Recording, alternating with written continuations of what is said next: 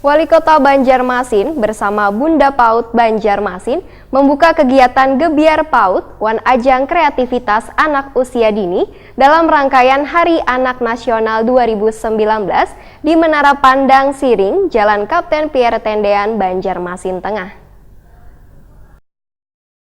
Wali Kota Banjarmasin Ibnu Sina bersama Bunda PAUD Banjarmasin Siti Wasilah membuka kegiatan Gebiar PAUD Wan Ajang Kreativitas Anak Usia Dini dalam rangkaian Hari Anak Nasional 2019 di Menara Pandang Siring Jalan Kapten Pierre Tendean, Banjarmasin Tengah. Kegiatan yang dirangkai dengan pemberian hadiah kepada peserta Gebiar PAUD dengan berbagai macam lomba, karnaval dari Kakanakan Banjarmasin wan penandatanganan prasasti peresmian PAUD Terpadu Negeri Pembina Banjarmasin Utara diresmikan Wali Kota Banjarmasin Ibnu Sina Baisukan Selasa 23 Juli 2019.